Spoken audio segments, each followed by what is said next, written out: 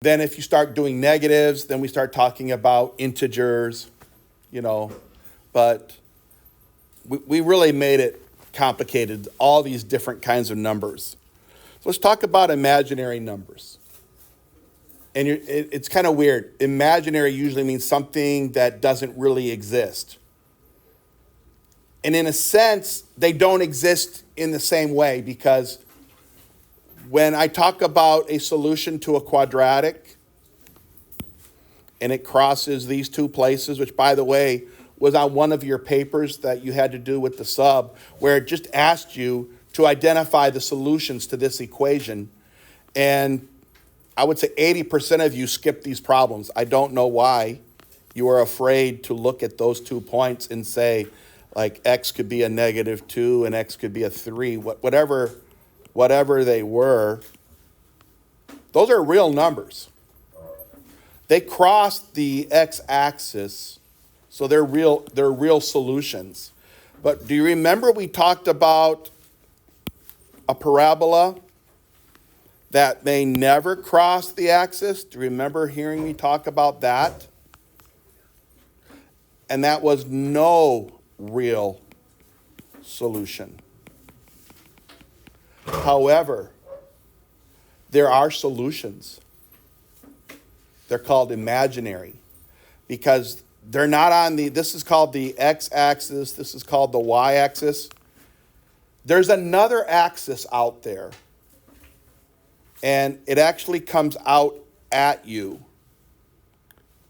Or I would tell the students that it goes in the board and outside the board from the front. So you can't see that in the real numbers. Those become like, you could have 3 variables. You could have an x, a y, and a z, but you can also have a complex graph which has an imaginary number. And that's kind of what we're going to see happen here. So with that being said, here's a perfect example. Equations such as x squared plus 1 is 0. It has no real solutions. So mathematicians had nothing else to do. They invented or gave a definition of imaginary numbers to represent the solutions. So x squared plus 1 equals 0. Let me do that graph. Y equals x squared plus 1. When we graph it, it looks like this.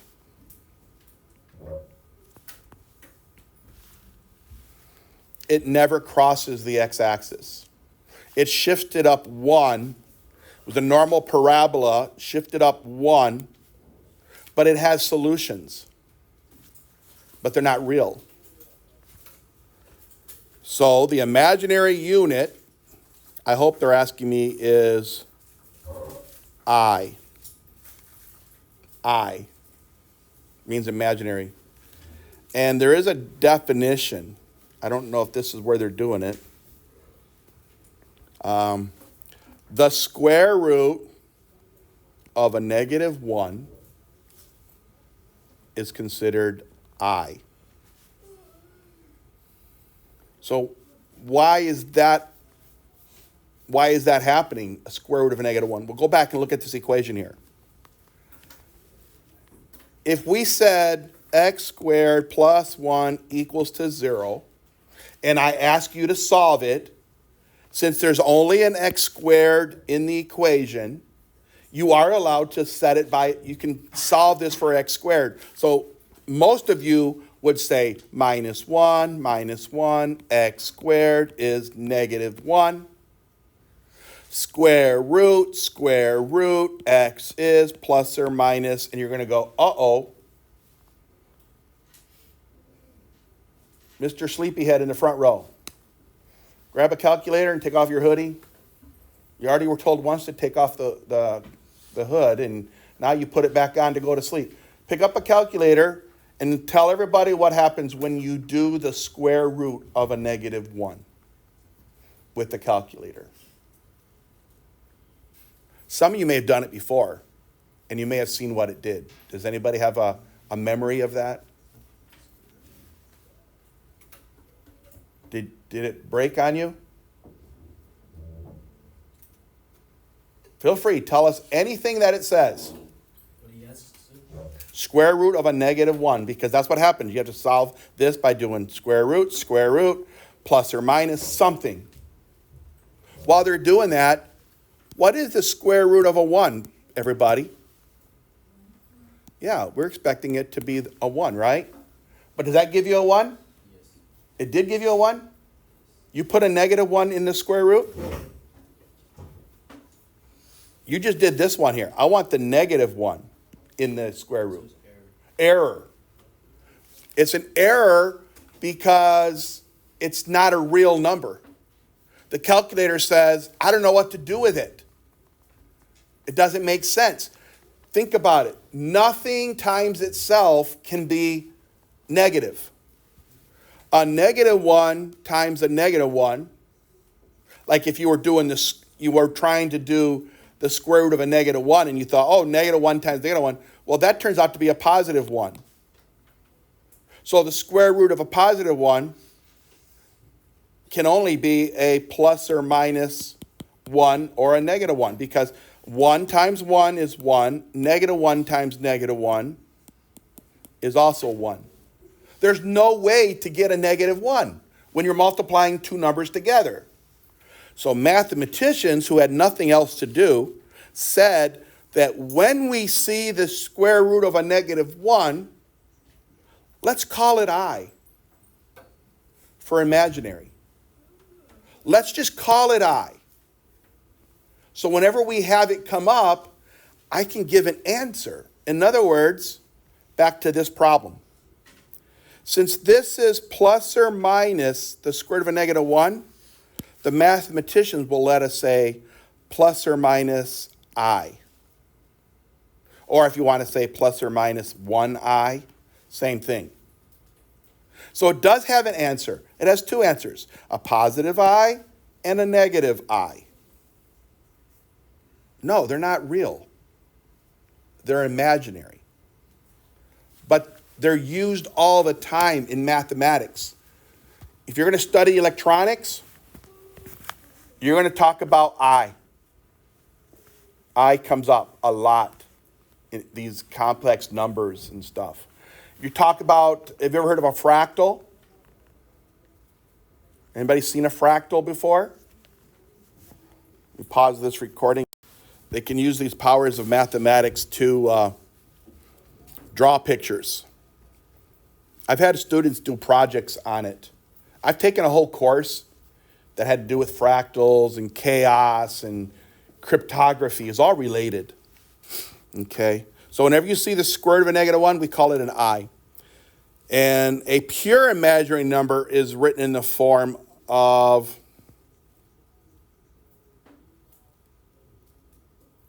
I don't know how they're going to write it out. Probably they're going to write some number in front of I, where the number in front is a real number part, and then I is the imaginary part. So what do we do with those square roots of a negative number? Here's what we do with it. We break it up into a product of two things. There's a negative in there, and then there's a number in there. So I can say square root of a negative 1 times a. Then what we do is we break a down. A is just a number. So in other words, I could have had like a 3i or a 4i. We'll break that apart into the square root of a negative 1 and then the square root of whatever a is. Well, we already know what a negative 1 is, square root of negative 1 is. That's the I. So let's do a real problem. You'll see how it works. Look at number 1. Take a second, break that down into the negative 1 times the 9. Because negative 1 times 9 is a negative 9, true or false? True. So then I break that down again. Negative 1 is in the square root, and then the 9 is in the other square root. What is the square root of 9? 3. It is a 3. So what happens is I put this answer first. I go 3. And what's the square root of a negative 1? 1 or 0? No. It's the letter. Oh, I. So we can say 3i. Yeah. That's how we handle the square root of a negative 4.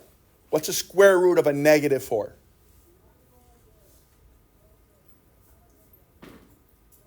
What's the square root of 4? 2. What's the square root of a negative 1? I. So we say 2i.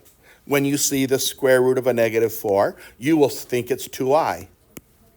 When you see the square root of a negative 36, you will call that a what?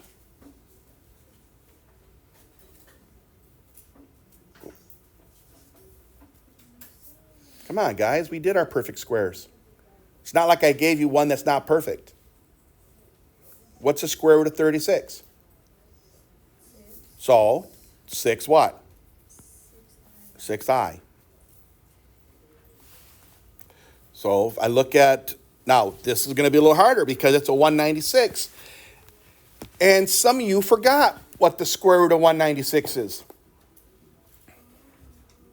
Did you forget it already? Let's list our perfect squares again. What's 1 times 1? 2 times 2? 4. 3 times 3? 4 times 4? 5 times 5? 6 times 6?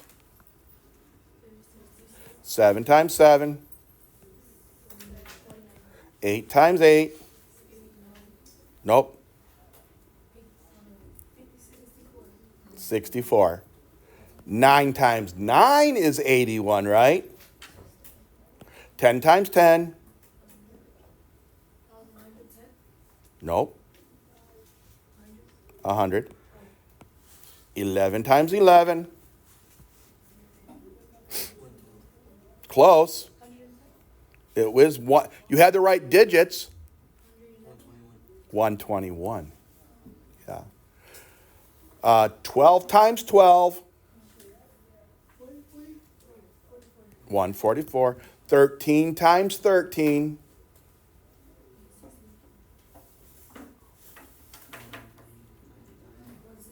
169. And then the last one I'm going to do is 14 times 14? 196. All right. So we reviewed perfect squares again. It's so much fun. We can't get enough of it. We got to always keep reminding ourselves. So when I do a square root of negative 196, I think of this as the square root of a negative 1 and the square root of a 196, since 196 is a perfect square. Now, we could have simplified that differently. We possibly could have, if you didn't remember that it was going to be a 14 times 14, you could have done this. You could have broke it up into maybe the square root of 4 times what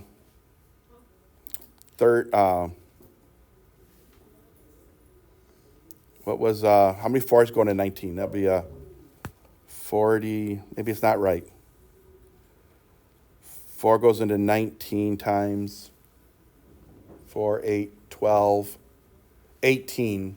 So that's, it goes in there 4 times with 1 left over. Well, it's not coming up. I'll just do a rewind. I'm just going to take my answer that I got memorized. 14. Oh, come on. Right. This is a 14 based on our memory. And then this is an I. That's the I. 14I. Sometimes remember some. How about the square root of a negative 5? Did 5 ever come up in this list here? Was 5 ever here in this list? It was? Oh, well, no, but the 25 came up. Did the 5 ever come up? No. That means it's not a perfect square, because 5 would be somewhere in here, right? Between 4 and 9? So the best you can do on this is say square root of a negative 1 times the square root of 5. And since the square root of 5 is not perfect, it's already simplified, all we can say is I times the square root of 5. It can't be made any simpler than that. You're stuck with it. It's still a real number part. Square root of 5 is a real number. It's 2 point something.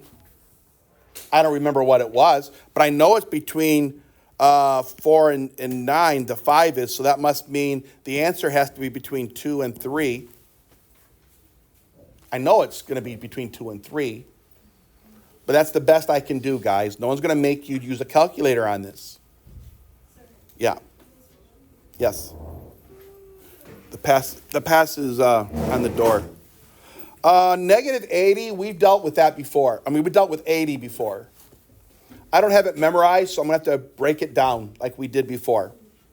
I'm going to change this to, it is 858. I'm going to change this to a square root of a negative 1 times the square root of 80. So at least I know there's an I in front.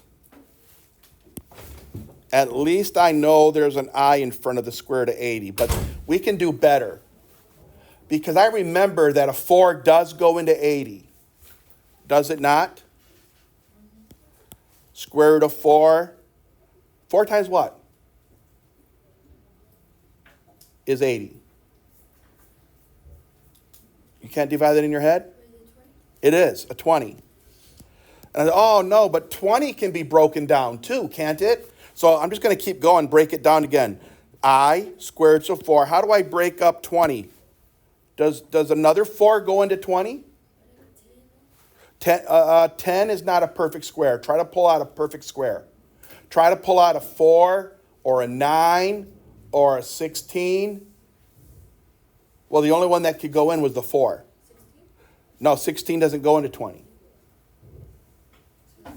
4 does. This could turn into a square root of 4. 4 times what? Is 20. 4 times what is 20? Say it again? 5. So there, I broke it down to everything. So, is that, you were thinking? So what's the square root of 4 going to be? So I have an I times a 2 times another 2 times the square root of 5. Well, what is 2 times 2? Well, if I was smarter, and I wasn't, I would have said, oh, I could pull a 16 out of 80. But how many of you knew that 16 times 5 was 80? Maybe you knew it, and maybe I know it now, you know. But 2 times 2 is 4, so my final answer is going to be a 4 times the I times that square root of 5. That I couldn't make it any better. I'd have been so much smarter if I'd have done this. I times the square root of 16 times the square root of 5. 16 times 5 is 80, duh. And if I'd have pulled out the 16 from the beginning, and maybe, Kayleen, maybe that's what you were thinking. I thought I was talking about a 20, but maybe you were talking about the 80, that I could have pulled out a 16 out of 80. And if that's what you meant, then you were right, because square root of 16 is 4. I still have the I, so I still get the same answer, 4I square roots of 5. If you could have seen this, then you're smarter than the average bear, okay? But if you don't see it, you can still break them down until you get to the final answer anyway. It just sometimes takes longer. It's better to know our times tables better than that. And I'm looking at 80, and I didn't remember that 16 times 5 was 80. I do now. I'm saying like, duh. Okay, how about 32? What's the biggest perfect square that's in 32? I think you know this one. 16. How many 16s? There's 2 16s. So why don't I break this down into the square root of a negative 1 times the square root of a 16 times the square root of 2. Because Julian said 16 times 2 is 32. And the reason it's better to pull out the square root of 16, what is the square root of 16? So that gives me a 4. And what's the square root of a negative 1? I. What's the square root of 2? 4. Nope. There's no square roots. There's no perfect square root, so I just leave it as square root of 2. Just leave it, square root of 2. You can't do nothing with it. So it's 4i square roots of 2. Now, I did say I wasn't going to do all of them, but I'm kind of needing to for these beginning ones because you've never seen it before in your life. You have seen square root of some numbers. 192. 192 is not in my list because 192 would be right in between a 13 times 13 or a 14 times 14. This was a 14 times a 14. So it doesn't go, it's not a perfect square. So you're going to have to try to see if we can break it apart. Yes. Someone's already gone, but when she comes back. So I know I can pull out the I because there's a negative inside, right? So allow me to call this an I times the square root of 192 for now. And it is possible that there are no numbers that go into 192. I would have to use my calculator. I would have to say, what's 192 divided by 4? What's 192 divided by 16? What's 192 divided by 9? Why am I picking a 4, a 16, and a 9? Those are the perfect squares, right? I would love it if one of those worked. Do any of those work? Are you sure? I know for a fact the 9 does not go into 192. I think a 4 goes into 192. And I think a 16 goes into 192.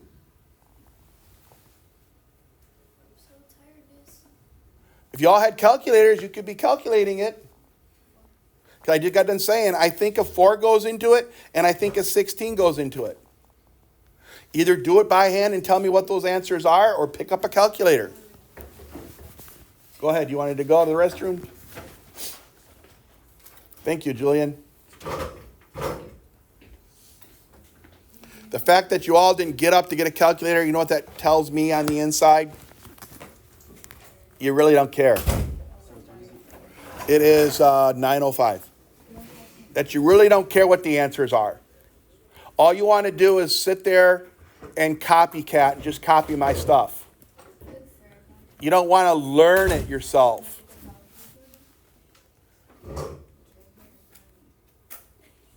I could do this long division till the cows come home. I sort of did it. I sort of did evaluate 4 into 192. There is a way to determine if 4 can go in there. And then I did exactly, your watch could do it too. So what was 192 divided by 4? I know it's a whole number. Are you sure? 4 goes into 19. So you said divide them? Yeah, maybe I am wrong. You gave me a fraction. By 4? Divided by 4? Yeah, You gave me 48. I gave you 48. there you go. You gave me 1 over. I think you probably didn't type it in right. Try typing it again. 192 divided by 4. So those two numbers, how about the 16? I told you that in my head, I thought that 16 went into it. That's a 12. I think it's a 12. And I said 9 does not. So go ahead, let's prove me right or wrong. Oh, that's going to be a decimal. What does it give me? So 21.3. A lot of 3s? Obviously, this is not a candidate then, right? So it's not a candidate. So which one will I use? Will I pull out a 4 or I pull out a 16? What's the best? It's better to pull out the biggest one. So I'm looking at, right now, I'm looking at this being an I times the square root of 16 times the square root of, you told me it was a 12. So there probably was another perfect square that went into it, but I didn't want to keep going. So I'm going to take what I have right now and say, what's the square root of 16? A what?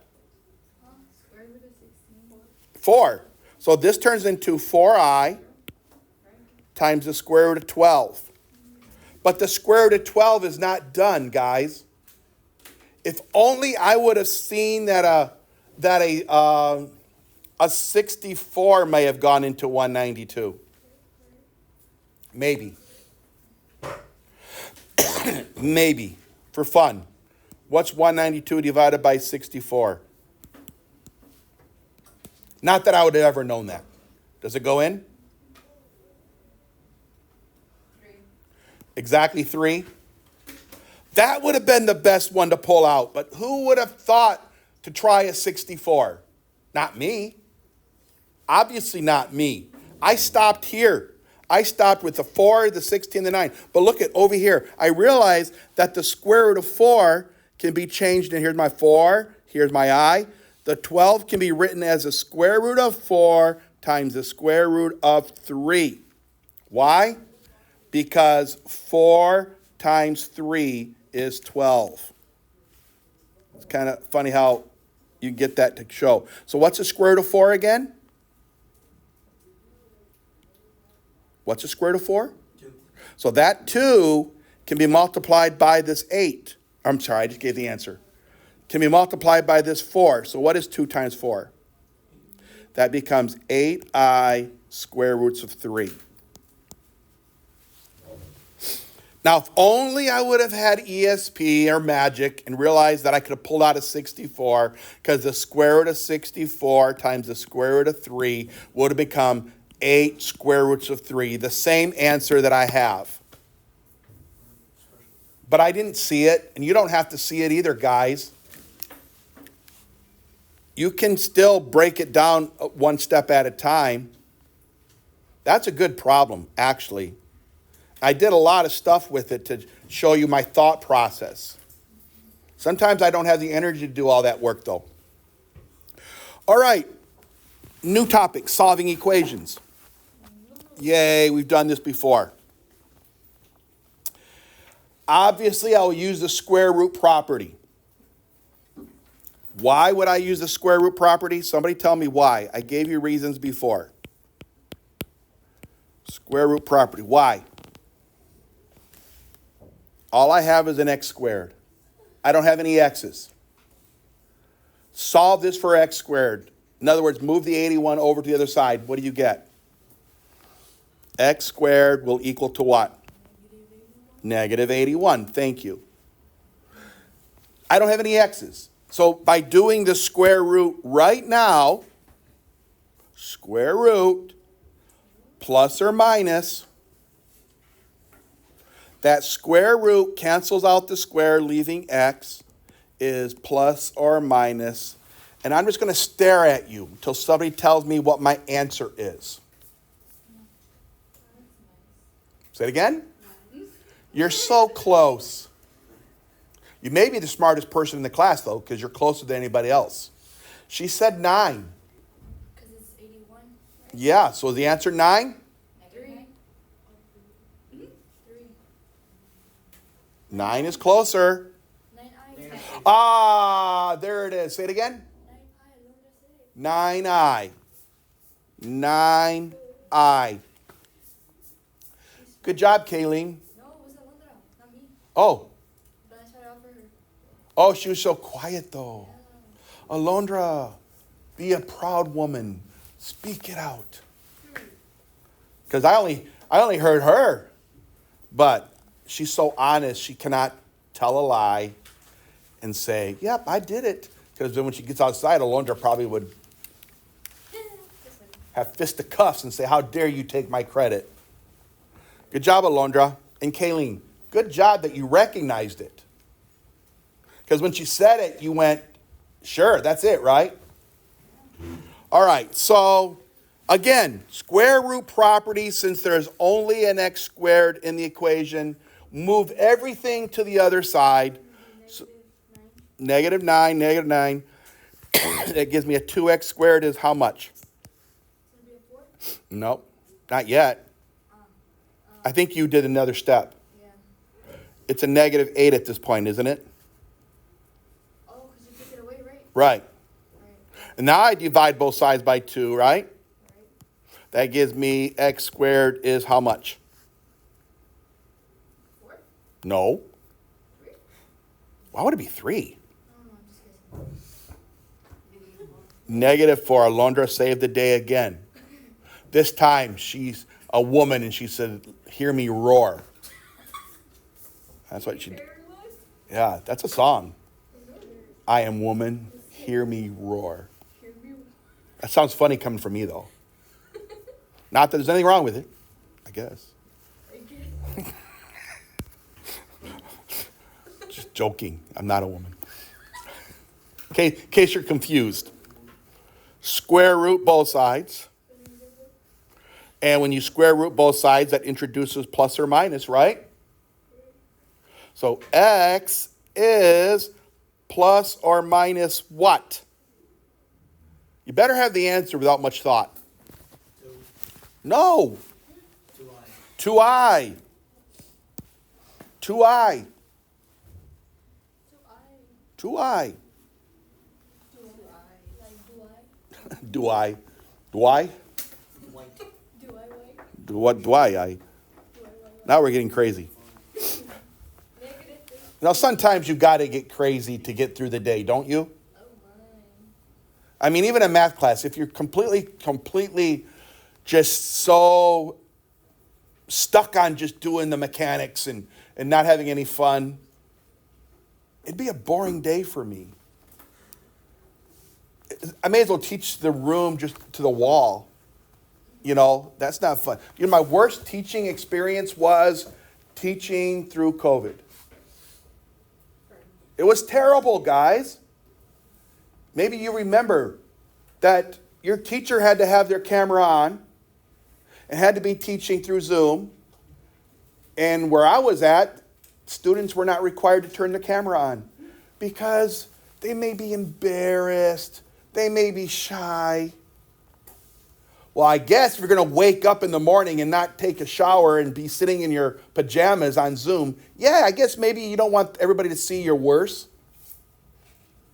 But what happened is teachers literally taught and They were yappers.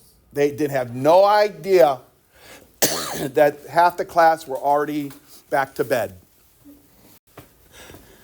He's always dressed. Let's fix number 9. I'll never get that image out of my head. I think I've been warped since 2020. You know that? It was the scariest thing in my life. Well, first thing I thought, oh my God, I'm in trouble. Well, hey, why am I in trouble? I was dressed. I'm so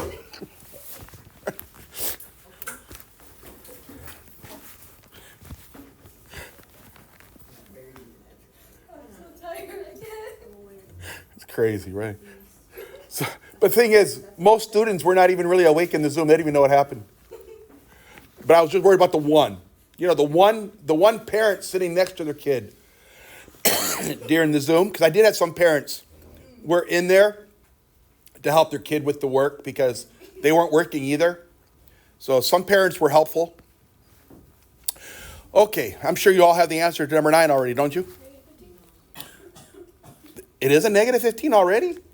What? That's a, oh, you're saying the step. Step. Well, yeah. Let's get rid of that 15. Minus 15. So that gives me 4x squared now is how much? 24. No. Oh. Yes, you're right. What? I was wrong. It is a 24. Don't just tell me no. I'm sorry. I'm still suffering from, post-traumatic stress. Yeah. Okay. PTSD. Yeah, I'm still taking medication for that. I wonder if I can get like a Social Security or something. I'll never be the same. And then my grandson asked for some goggles. I said, no way. I'm not giving you those porn machines. Or was she? I don't know what they are. They could be our just like the games. You know, there's a new one out by Apple. Did you see it? No. Oh yeah. $3,500. And it literally brings up your iPad or computer on the screen, and you literally can type on a keyboard. Same thing as Star Trek, but Star Trek didn't have to put on a headgear. Star Trek, the computer came up and it was a virtual keyboard, and so it's actually pretty realistic. We could do that now, but they're saying though that if you wear it for like 8 hours, like you take using it at work, doing your computer work, just sitting at your desk, not touching the computer itself, but just doing it.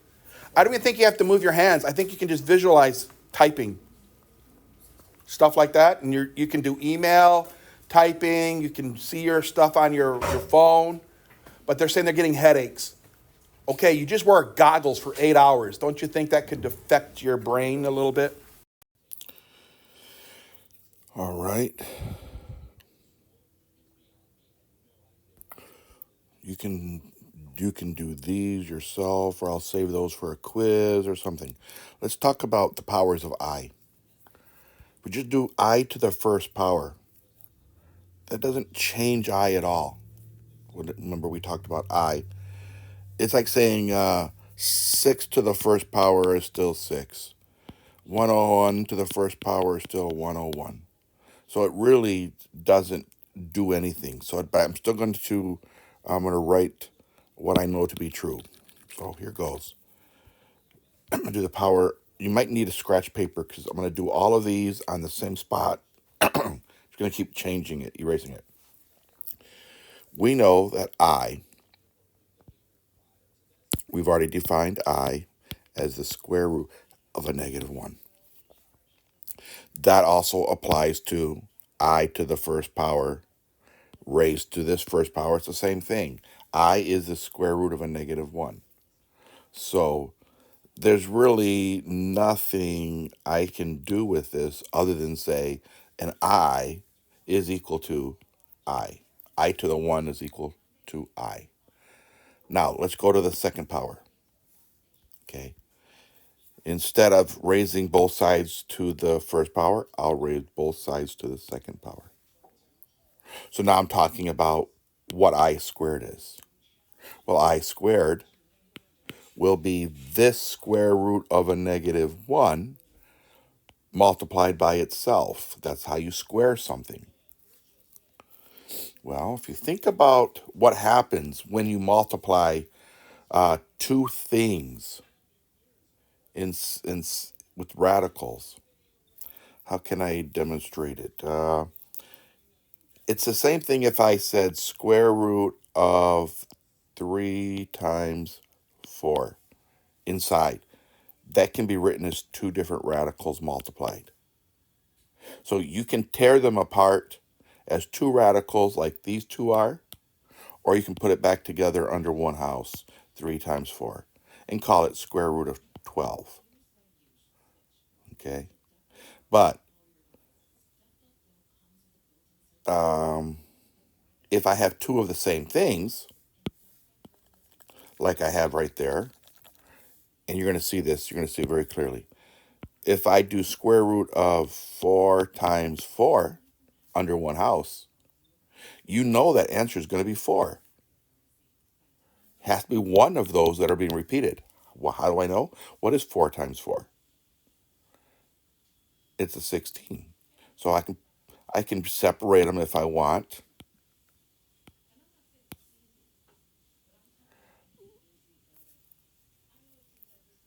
But I can put it back together and say square root of 16 is 4.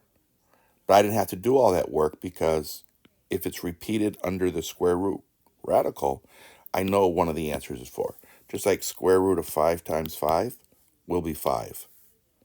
So if I take the answer I have over here and say I squared is the square root of a -1 times a -1, well then I squared has to be a -1.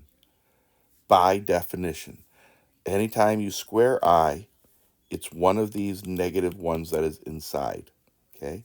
So I squared, I did right. It's the square root of a negative 1 times a negative 1 inside the radical. And when I take the square root of it, before I multiply them, just before, like over here, before I multiply it, I know the answer was a 5. So before I multiply, I know the answer is a negative 1.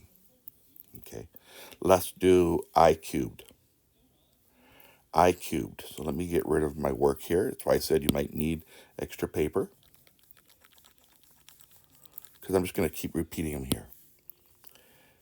I want, remember what we said, I is equal to the square root of a negative 1. Well, if I have I cubed, then I cubed is equal to, check this out, I have 3 of them. Square root negative 1, square root negative 1, square root negative 1. Well, you already know what these two give me. And that 3 needs to look better. These two, I cubed turns into a negative 1 times the square root of a negative 1. Well, you already know what the square root of negative 1 is. The square root of a negative 1 right here, is I. So this turns into I cubed equals to a negative 1 times I. So I'm just going to put an I right here. I'm going to do one more. Whoop. Bear with me. Again, start out with what I know to be true. I is equal to the square root of a negative 1. Now I'm doing to the 4th power. So if I raise both sides to the 4th power, I have I to the 4th power is square root of a negative 1 times square root of a negative 1 times square root of a negative 1 times square root of a negative 1. Well, I already know what happens when I have 2 of them. 2 of them is a negative 1. It's right there's 2 of them. So I to the 4th is, that's a negative 1. And these two is a negative 1. Well, what's a negative 1 times negative 1? I to the 4th must be 1. So there's 4 of them. And I want you to remember that pattern. It's an I. It's a negative 1. It's a, what was I cubed again? I cubed was a negative I, wasn't it? Forgot to write the negative. Glad I looked at it. Negative I, and then a 1. Just for fun, let's do one more. Let's do I to the 5th power. So, here goes. The fun begins. Start out with I equals the square root of a negative 1. Raise both sides to the 5th power. 5th power, 5th power. That gives me I to the 5th power equals square root of a negative 1, square root of a negative 1, square root of a negative 1, square root of a negative 1. One more, square root of a negative 1. Let's see what happens. You already know what happens to those two. Those two become I. Those two become an I. What happens to these two? I'm sorry, I lied. Those two become, a negative 1, not an I. Negative 1. These two become a negative 1. And what am I still left with? I have an extra square root of a negative 1. So what's a negative 1 times a negative 1? So I to the 5th. These two turn into a 1 times the square root of a negative 1, which is simply I. 1 times the square root of negative 1 is I. So what happened is the pattern starts over again. Okay, I'll prove one more to you. I'll do I to the 6 right here. Let's do I to the 6. Okay. Hopefully you're seeing a pattern. Yes, it's a pattern. Going to keep repeating itself. Start out with I equals to the square root of -1 by definition. Raise both sides to the 6th power. That means I to the 6th power is equal to, I need 6 of them. Square root of a -1, square root of a -1, square root of a -1, square root of a -1, square root of a -1. That's 1, 2, 3, 4, 5. Another one, square root of a -1. Well, these two turn into a -1. These two turn into a -1. And these two turns into a -1. So I have to multiply all 3 of these. So I to the 6 will be -1 times -1 is a 1. And I still have an extra -1. Well, 1 times a -1 is a -1. What do you know? The pattern continued. I, -1, I, 1. It keeps on going. Even if I do I to the 9th power, that must be an I. And I to the 9th power is I, because the pattern starts over again. So by knowing this pattern, and I want to do I to the 15th, well, all I got to do is just count to 15 of them. So what I'm going to do is I'll put my answers over here. I had an I had a -1, I had a -I, and I have a 1. So every 4, so here goes. 1, 2, 3, 4, 5, 6, 7, 8, 9, 10, 11, 12. Here goes. 13, 14, 15. The 15th one is a -1. So if I did it right, there's another way to do it. For instance, if I'm doing I to the 62, maybe I don't want to do 62. 1, 2, 3, 4, 5, 6, 7, 8, 9, 10, 11, 12, 13, 14, 15, 16, 17, 18, 19, 20, 21, 22, 23, 24, 25, 26, 27, 28, 29, 30, 31, 32, 33, 34, 35. I'm already tired. So how about I just take 60, or was it 62, divide that by 4, because every 4 it starts over. So let's get rid of every 4. 4 goes into 6 one time. 1 times 4 is 4. Subtract, that's a 2. Bring down the 2. 4 goes into 22 5 times. Well, wonderful. 5 times it replicated itself, or 15 times. But 5 times 4 is 20. Subtract at least 2 left over. So when I have my I and my -1 and my -I and I have my 1, I already know that I counted through 4 of those 15 times. 1, 2, 3, 4, 1, 2, 3, 4. That was 2 of them. 1, 2, 3, 4, 3 of them. So just get rid of those 15 and just say there's 2 left over. 1, 2.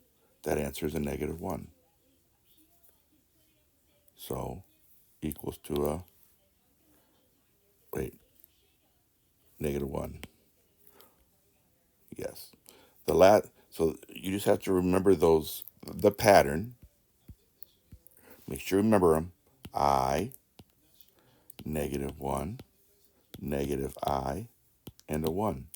So the second one was my answer. So I take the -1. All right. Let's wrap a couple of these up, and then I'll be done. If I'm going to multiply 4i times 7i, just worry about the 4 times 7 first. And then worry about the I times I. 4 times 7 is 28. And we already know what I times I is. We did it up there at I squared. What was I squared up here? It was a -1. Remember? So that becomes times the negative 1. So my final answer is negative 28. Let me do another one. That one already, I think I was looking at this one. Got three numbers. I have a negative 4 times a 2 times a negative 9. And then when I get done, I have an I times I times I, which, by the way, is an I cubed. So just do the math. Negative 4 times 2 is a negative 8. Bring those down. Times a negative 9. Don't forget I have an I cubed over here. Negative times a negative is a positive. That's a 72. I cubed. And what was I cubed? Let's see. I wrote over here a lot of times. 1, 2, 3. It's a negative I. So I go over here and I write equals a 72 times a negative I, which is a negative 72I. Let's do another one. This time I have 2I to the cubed. That's 2I times 2I times 2I. When I get done, I have a 5I. That's a 2 times a 2 times a 2 times a 5. And there's 4 I's. Well, we know what 4 I's give me. I to the 1, I to the 2, I to the 3, I to the 4. Gives me a 1. I to the 4 gives me a 1. So I know this is going to give me 2 times 2 is 4. 4 times 2 is an 8. 8 times 5 is 40. 40 times the 1. 40. One more.